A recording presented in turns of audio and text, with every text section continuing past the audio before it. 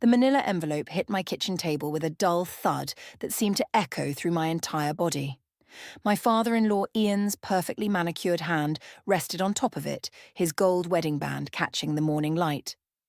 "This house will be ours by the month's end," he said, lips curling into what I can only describe as a predatory smile.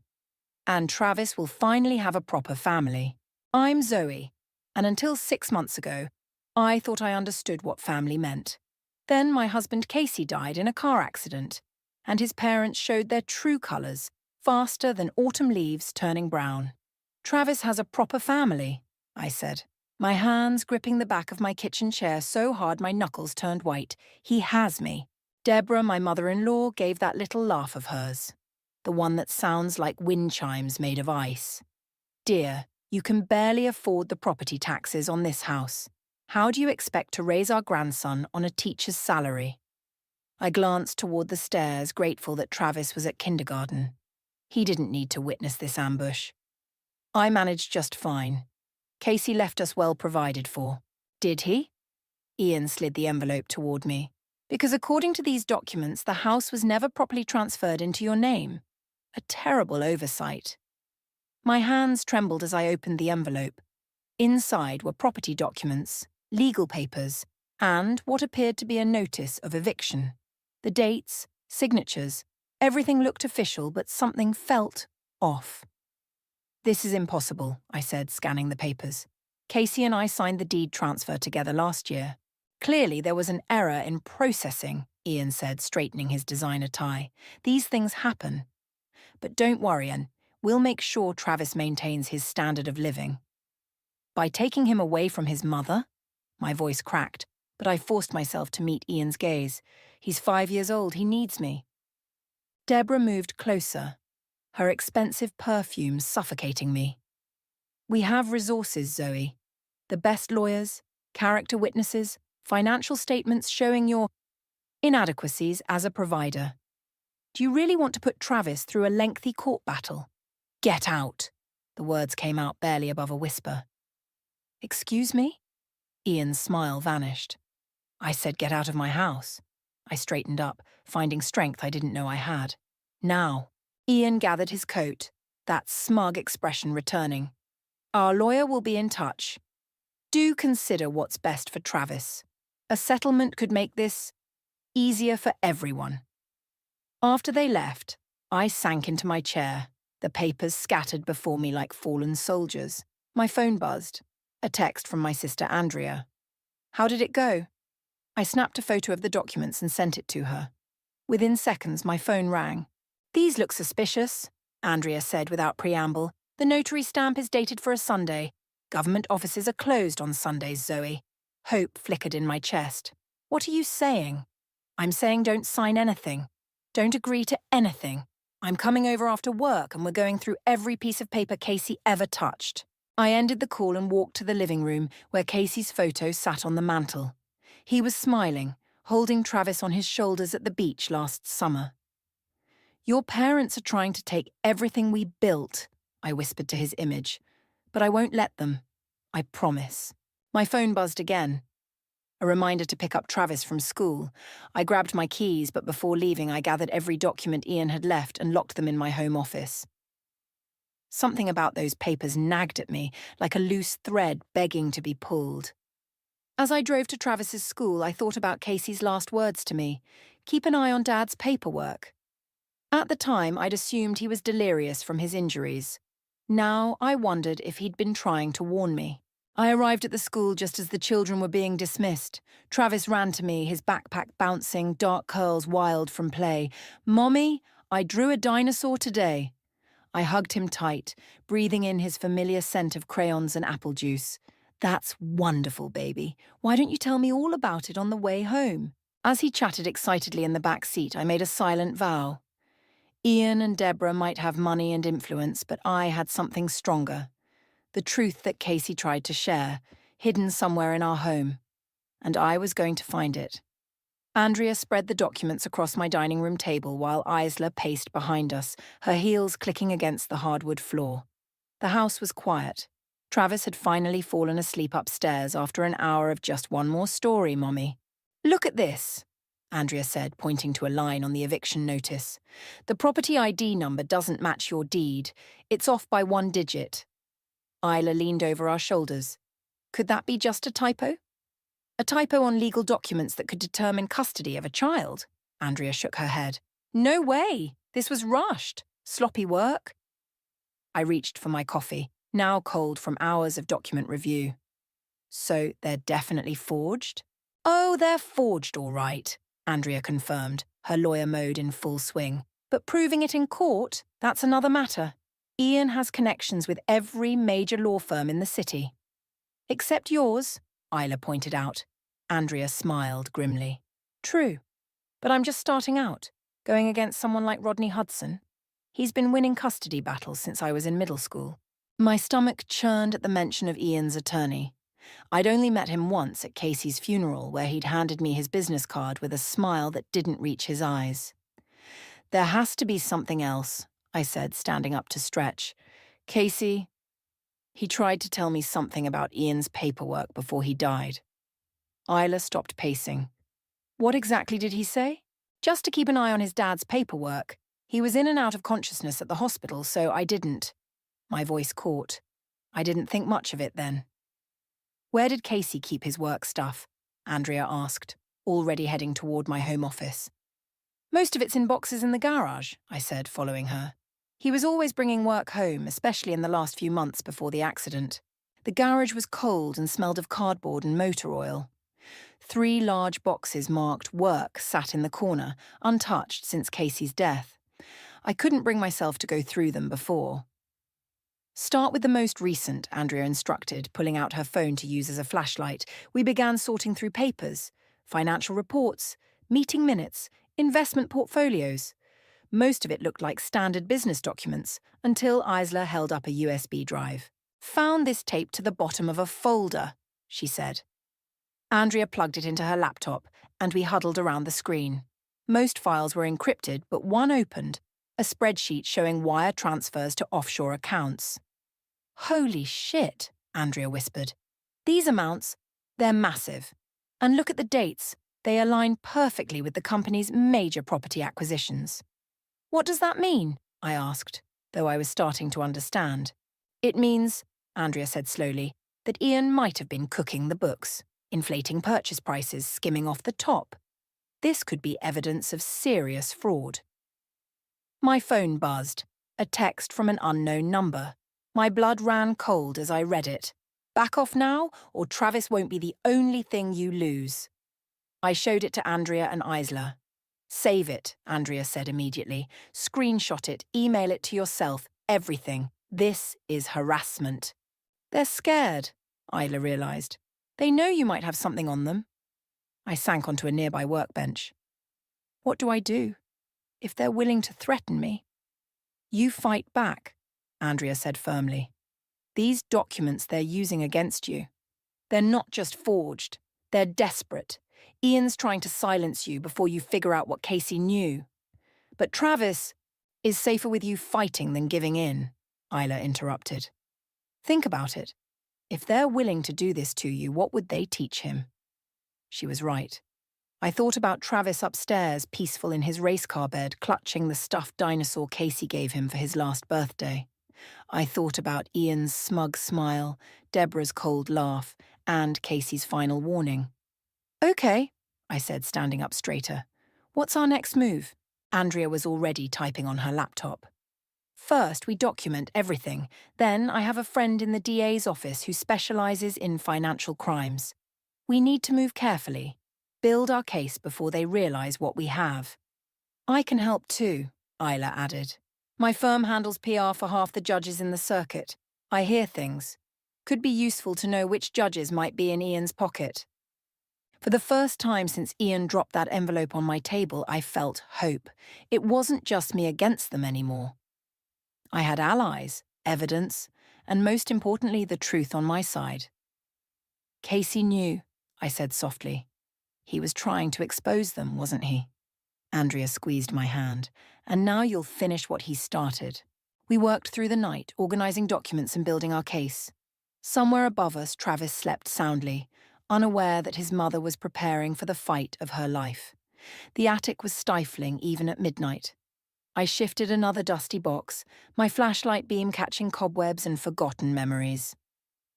Travis was at a sleepover with his best friend. The first night I'd let him out of my sight since Ian's threats began.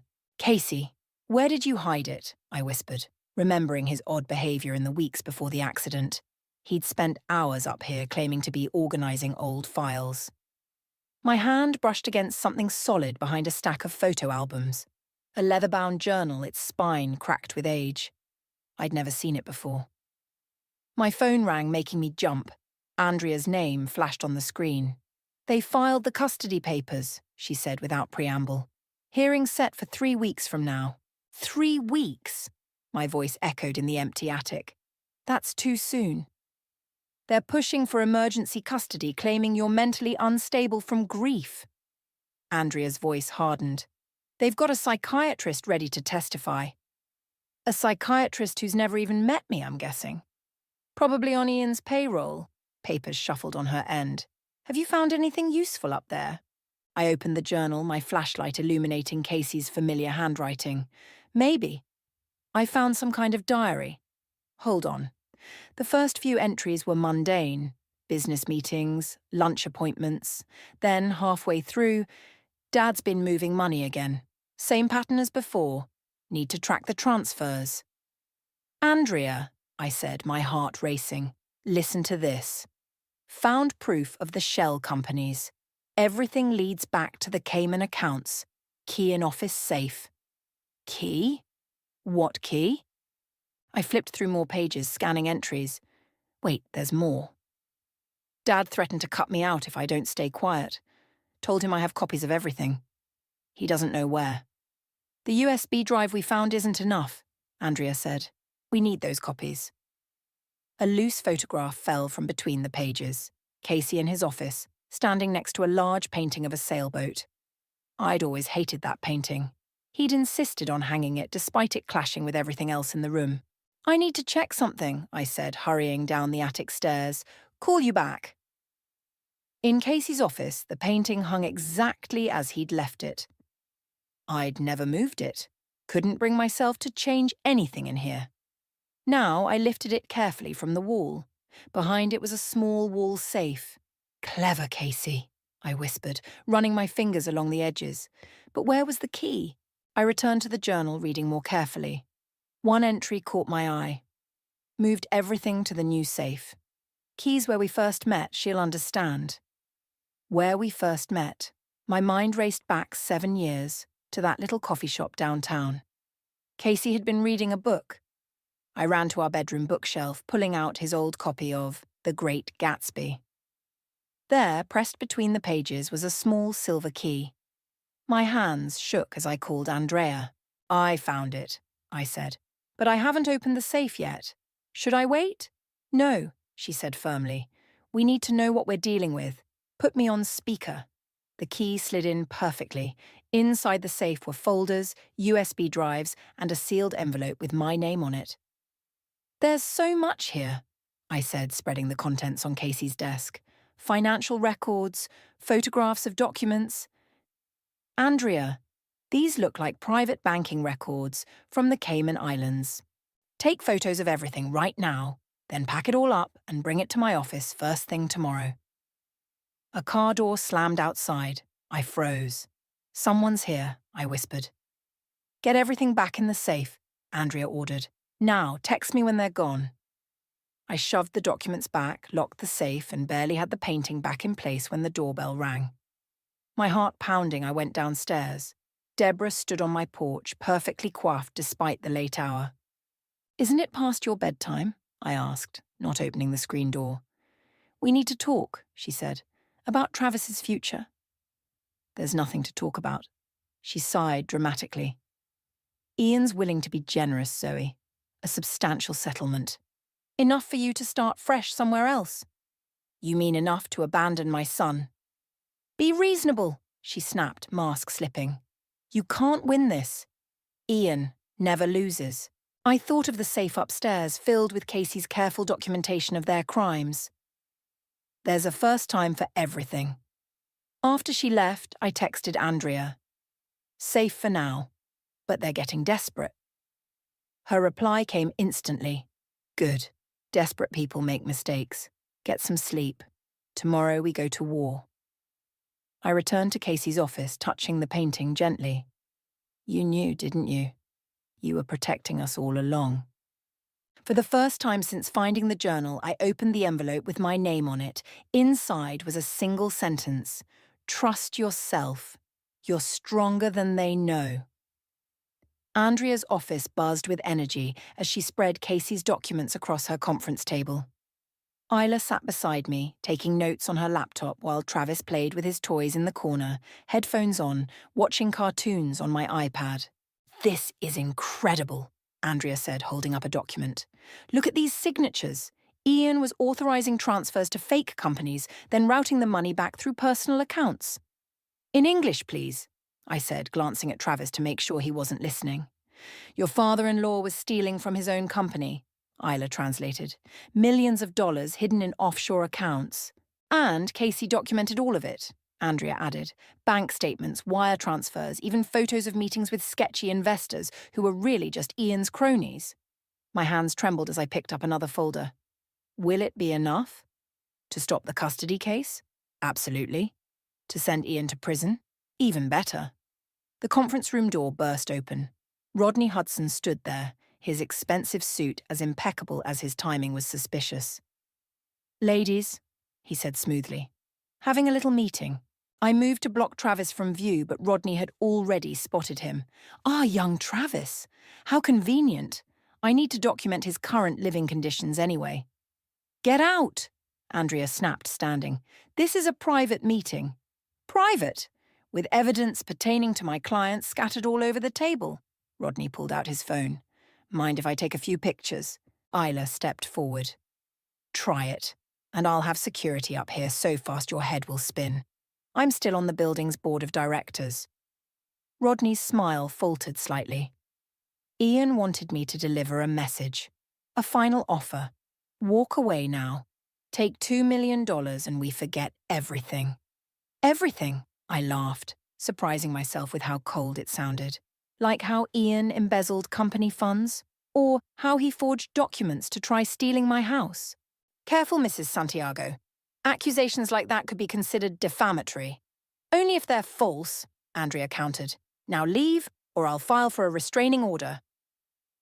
After Rodney left, Isla made a call to building security while Andrea quickly packed up the documents. They know we have something, she said. We need to move fast. I'm filing these with the DA today. What about Travis? I asked, watching my son happily playing, oblivious to the tension around him. He stays with you, Andrea assured me. No judge will grant custody to grandparents under federal investigation for fraud. My phone buzzed. A text from an unknown number. Final warning. Take the deal. I showed it to Andrea and Isla. Perfect, Andrea said, snapping a photo of my screen. More evidence of harassment. They're digging their own grave. I don't understand, I said. Why not just let me keep the house? Why try to take Travis? Isla's eyes widened. Because Travis is Casey's heir. If anything happens to Ian, Travis would inherit controlling interest in the company, Andrea finished, with you as his guardian until he's of age. They're not just trying to hurt me, I realized. They're trying to protect their scheme. Mom, Travis called out. Can we get lunch? I'm hungry. Of course, baby. I turned to Andrea. What's our next move? I'm meeting my contact at the DA's office in an hour. Isla, can you get Zoe and Travis somewhere safe, just in case? Isla nodded. My lake house. It's gated, private security. They'll never find them there. I gathered Travis's things, trying to make it seem like an adventure rather than an escape. Hey, buddy, how about a little vacation? Aunt Isla has a house with a huge yard and a tire swing. Really? Can I bring Rex? He hugged his dinosaur toy tighter. Of course you can. As we left through the back entrance, I saw Rodney in the lobby, talking intensely on his phone. He didn't see us. In Isla's car, Travis fell asleep almost immediately. Rex clutched to his chest. I watched the city fade away through the window, thinking about Casey's words in his letter. Trust yourself. You're stronger than they know. My phone buzzed again. Andrea this time. DA is reviewing everything. Says it's biggest fraud case she's seen in years. Stay safe. We'll call tonight. Isla glanced at me. You okay? Yeah, I said, surprising myself by meaning it. For the first time since Casey died, I feel like I'm doing exactly what he would have wanted. Which is? I looked back at Travis, peaceful in his car seat. Protecting our son and making sure justice is served. Even if it means sending your in-laws to prison? Especially then. I touched the window, watching rain begin to fall. They chose money over family. Now they'll lose both. The highway stretched ahead, leading us towards safety while behind us, Andrea prepared to unleash the truth Casey died protecting. The storm was coming, and for once I wasn't afraid of getting caught in it. 3 days at Isla's lake house felt like living in a different world. Travis spent his days exploring the sprawling yard while I jumped at every unexpected sound. The trial was just 2 weeks away. "Mommy, look what I found!" Travis ran up to the porch, holding something in his muddy hands. "It's like Daddy's." My heart stopped.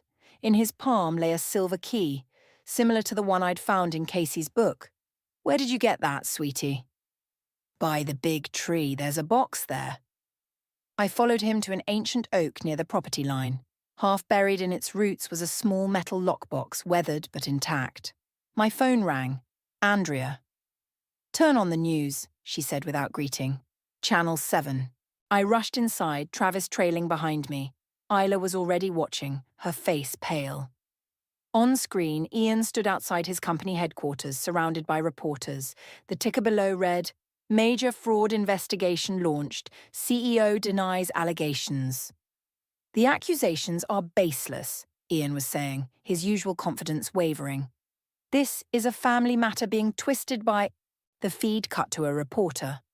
"Sources say evidence of massive financial fraud was delivered to the DA's office earlier this week, including documents allegedly collected by the CEO's late son, Casey Santiago, before his death last year." "They're running scared," Andrea said in my ear. "But Zoe, be careful. I just got a copy of a letter they're planning to submit to the court." "What letter?" "They're claiming Casey was mentally unstable before his death, that he fabricated the evidence during a breakdown." Travis tugged at my sleeve. "Mom, can I show you the box now?" "1 second, baby." I turned back to the phone. "They're trying to discredit him?" "It gets worse. They've got a psychiatrist willing to testify that grief has made you paranoid, that you're clinging to Casey's delusions." Isla muted the TV. "Zoe, Travis found something you need to see." I followed them back outside to the oak tree. The lockbox was small, rusty around the edges. The key Travis found fit perfectly. Inside was a USB drive and a sealed envelope dated 1 week before Casey's accident. My hands shook as I opened it. "Andrea," I said into the phone, "Casey was here, at Isla's house. He left something." "What? That's impossible. How would he—" "Because I told him he could use it," Isla interrupted. "He called me last year, said he needed a safe place to store some documents. I gave him the gate code, but never knew if he came." I scanned Casey's letter, my breath catching. Andrea, he knew. He knew they might try to discredit him. This letter, it's a sworn statement about Ian's fraud, witnessed by a federal judge. "A judge? Which one?" "Judge Margaret Reynolds." Andrea gasped. "Reynolds is handling your custody case. She's known for being incorruptible. That's why Ian's been trying to get it moved to another court." Travis, bored with adult conversation, had wandered back to his play area. I watched him through tears, seeing so much of Casey in his movements. "There's more," I said, reading further. "Bank account numbers, dates, names of everyone involved. Casey created a complete backup of everything." "This changes everything," Andrea said. "They can't claim he was unstable if he was clear-headed enough to get a federal judge involved. And Reynolds will have to recuse herself now. She's a potential witness." My phone beeped with an incoming text. Unknown number again. "You think you're safe at the lake house? Think again." "Andrea," I said, my voice tight, "they know where we are. Get out of there. Now. I'm calling the police." Isla was already moving. "My car's packed." I always keep emergency bags ready. I ran to Travis. Baby, we need to go on another adventure, okay? But I like it here. I know, but... Headlights swept across the lawn as a car pulled up to the gate. Isla. Back door, she said calmly, grabbing Travis's hand. I have a boat ready at the dock. Standard evacuation procedure. You have an evacuation procedure? She smiled grimly. I work in corporate PR. You'd be surprised what you need to prepare for. We slipped out through the back just as someone started pounding on the front door. Travis, sensing our fear, stayed quiet as we hurried down the path to the private dock. The boat was small but fast. As Isla steered us across the dark lake, I held Travis close, the lockbox clutched in my free hand. Where are we going? He whispered. Somewhere safe, I promised, watching the lights of pursuing vehicles reflect off the water behind us. And this time, we're not running away. We're running toward something. What? I thought of Casey's letter, of Judge Reynolds, of all the evidence now safely in our possession. Justice, baby. We're running toward justice. My phone lit up with a message from Andrea. Police en route. Judge Reynolds wants to meet. First thing tomorrow. We've got them. The courthouse buzzed with tension as I sat beside Andrea, Travis safely tucked away with Isla at a secure location. Ian and Deborah sat across the aisle, their perfect postures betraying no hint of the chaos they'd caused at the lake house last night. Judge Reynolds entered, her stern expression revealing nothing about our early morning meeting where she'd reviewed Casey's sworn statement. Your Honour, Rodney began, standing smoothly.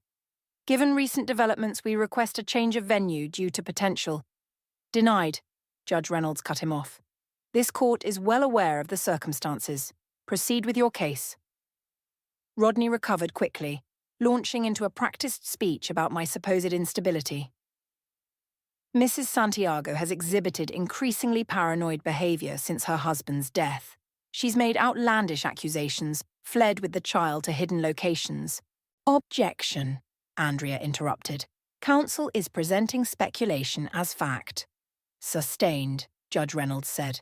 Mr. Hudson, do you have any actual evidence of Mrs. Santiago's alleged instability? We have an expert witness, Your Honour. Dr. Phillips. A grey-haired man in an expensive suit took the stand. I'd never seen him before in my life. Dr. Phillips, you've evaluated Mrs. Santiago's mental state. Based on observed behaviours and reported incidents. Objection, Andrea stood. The witness has never met my client. This is hearsay. Your Honour, Rodney pressed, Dr. Phillips is a leading expert in grief-induced paranoia. Judge Reynolds leaned forward. Has Dr. Phillips ever treated Mrs. Santiago? Well, no, but... Then his testimony is inadmissible. Next witness. I watched Ian's face redden as his carefully constructed case began crumbling. Deborah clutched her designer handbag so tightly her knuckles turned white. Your Honour, Rodney tried again. We have documentation showing Mrs. Santiago's financial inability to provide. Actually, Andrea interrupted, approaching the bench with a folder, we have evidence that the financial documents previously submitted to this court were fraudulent. The gallery buzzed with whispers. Ian stood abruptly. Your Honour, I object to these baseless accusations. Sit down, Mr. Santiago, Judge Reynolds ordered. Ms. Butler, proceed. Andrea projected a document onto the courtroom screen. This is a bank statement submitted by the plaintiffs, showing Mrs. Santiago's supposed financial distress. And this, she switched images, is the actual statement from the bank, showing a very different picture. These documents are stolen, Rodney protested. Obtained illegally. They were obtained, Andrea said clearly, by Casey Santiago before his death, along with evidence of extensive financial fraud perpetrated by Ian Santiago. Evidence that was documented and witnessed by... She paused meaningfully. This very court. The room erupted. Judge Reynolds banged her gavel. Order! Your Honour, Rodney sputtered. This is highly irregular. What's irregular, Judge Reynolds said, is attempting to use fraudulent documents to gain custody of a child while under federal investigation. Ian stood again. You demand nothing, Judge Reynolds snapped. Sit down, or I'll have you removed. She turned to me. Mrs. Santiago, do you have anything to add? I stood, my voice steadier than I expected. Yes, Your Honor. I'd like to submit Casey's final letter into evidence, the one he wrote explaining exactly why he feared his parents might try to take our son. Rodney jumped up. Objection. This is all hearsay from a deceased witness whose testimony was properly documented and notarized, Andrea countered, by Judge Reynolds herself. The courtroom fell silent. Ian and Deborah exchanged panicked looks as their lawyer frantically flipped through his papers. Furthermore, Andrea continued, we have evidence of ongoing harassment, including threats made against my client last night when the plaintiff's associates trespassed on private property. Judge Reynolds studied the room for a long moment. I've heard enough. This court finds no merit in the plaintiff's petition for custody. Moreover, given the evidence of fraudulent documents and witness intimidation, I'm referring this matter to the district attorney's office. Your Honor, Rodney protested. In addition, she continued, I'm issuing an immediate restraining order preventing Ian and Deborah Santiago from coming within 500 feet of Mrs. Santiago or her son. I heard Deborah's sharp intake of breath, saw Ian's face turn from red to ashen. This case is dismissed. The gavel banged with finality. Mrs. Santiago, you are free to go. As court officers approached Ian and Deborah, Andrea squeezed my hand. It's over.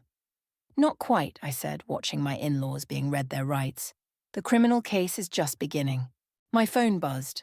A photo from Isla, showing Travis playing happily in their secure location, blissfully unaware that his future had just been secured. Casey would be proud, Andrea said softly.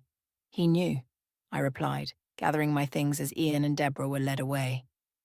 He knew exactly what would happen. That's why he left us a path to follow. Outside the courthouse, reporters waited with cameras, but I barely noticed them. All I could think about was getting to Travis, holding him close, and finally starting our new life, free from threats, free from fear, and full of the truth Casey had fought to protect. The federal courthouse was a different kind of intimidating than family court. I sat in the witness box facing not just Ian and Deborah, but a jury of 12 people who would decide their fate. Mrs. Santiago, the prosecutor began, please tell us when you first became aware of the financial irregularities at your father-in-law's company. I glanced at Travis, sitting between Andrea and Isla in the gallery, absorbed in his colouring book. 3 months had passed since the custody hearing, and he'd grown so much stronger. Happier. It started with the custody case, I explained. They tried to use forged documents to take my son, but my husband had already discovered their scheme. Objection, Ian's new lawyer called out. Speculation about the deceased's knowledge. Overruled, the judge said. Continue. I held up Casey's journal. My husband documented everything. The fake companies, the offshore accounts, the money laundering. He knew they'd try to discredit him, so he created a failsafe. The prosecutor displayed Casey's sworn statement on the courtroom screens. This statement, witnessed by Judge Reynolds, details over $50 million in embezzled funds. Can you tell us how you found this evidence? My son, I said, smiling at Travis, found the key to a lockbox containing the final proof. Casey had hidden it somewhere he knew only I would think to look. Ian's face contorted with rage. Deborah dabbed at her eyes with a monogrammed handkerchief, her perfect makeup finally cracking. The prosecutor presented more documents. These bank records show regular transfers to accounts in the Cayman Islands, all authorized by the defendant, Ian Santiago. Mrs. Santiago, did your husband explain why he began investigating these transfers? Yes. He discovered that client funds were being diverted, properties were being purchased at inflated prices, and the difference was being pocketed through shell companies. And when he confronted his father, Ian threatened to destroy him. I met my father-in-law's gaze. Casey recorded that conversation too. The courtroom speakers crackled with Casey's voice. Dad, this has to stop. What you're doing is illegal. Ian's recorded voice replied, "You ungrateful little... I built this company. Everything you have is because of me. Cross me, and I'll make sure you lose it all." Deborah broke down, sobbing. Ian's attorney requested a recess, but the judge denied it. "Mrs. Santiago," the prosecutor continued, "what happened after this confrontation?"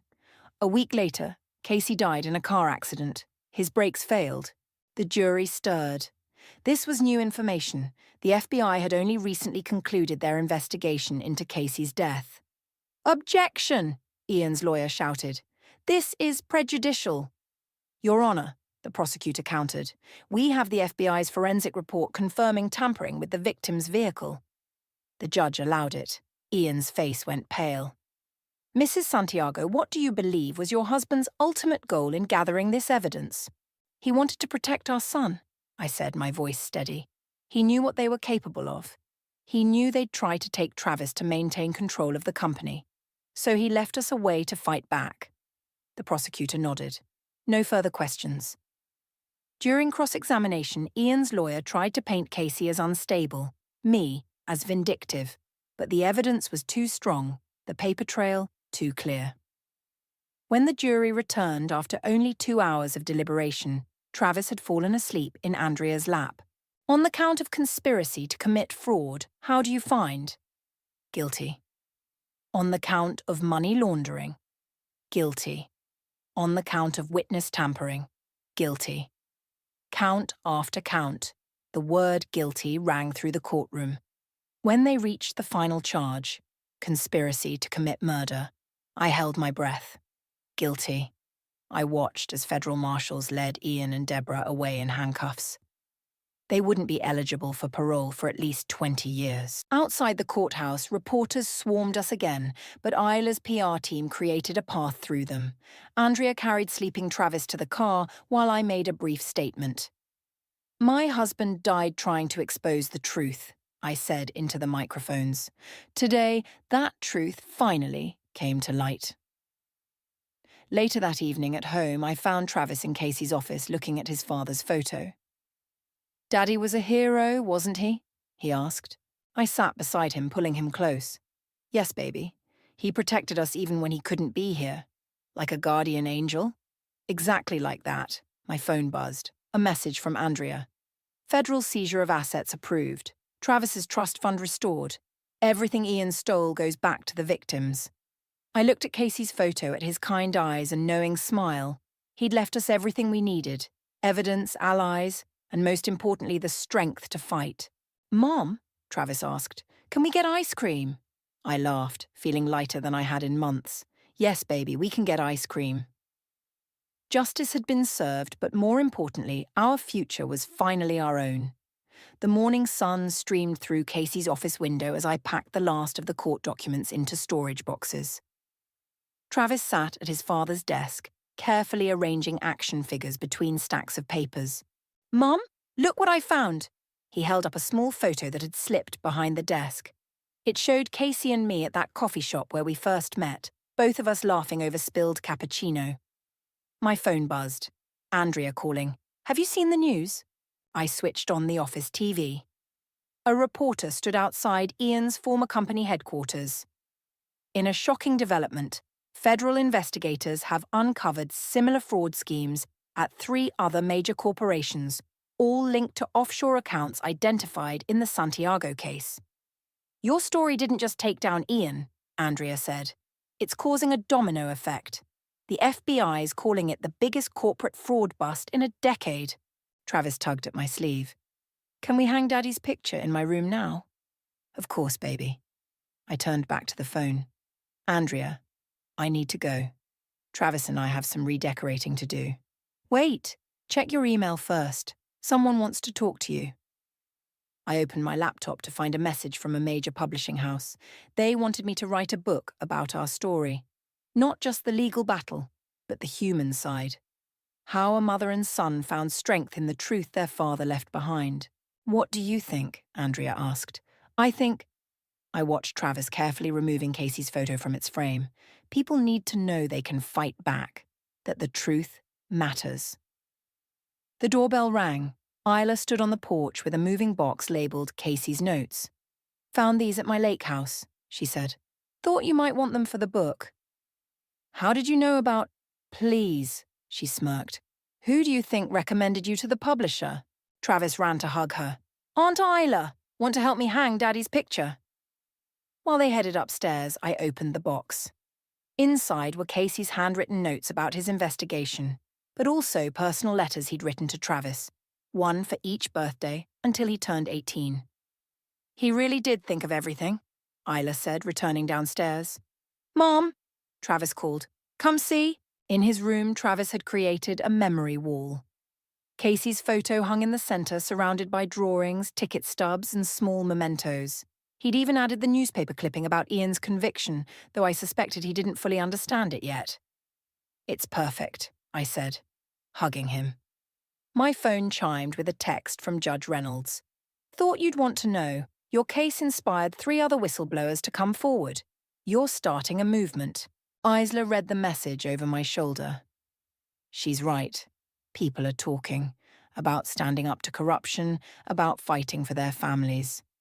"I just wanted to protect my son," I said. "And you did more than that," Isla replied. "You showed others they could protect theirs too." Travis pulled out Casey's old copy of The Great Gatsby, the book he'd been reading when we met.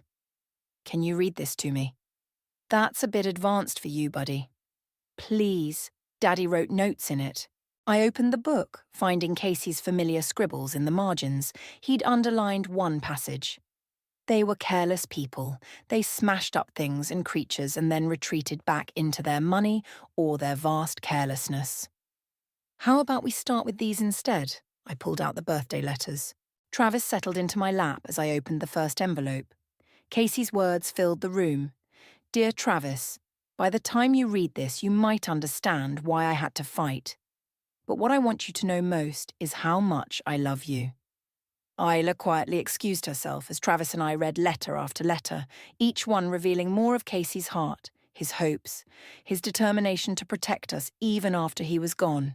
The afternoon sun cast long shadows through the window when we finished the last letter.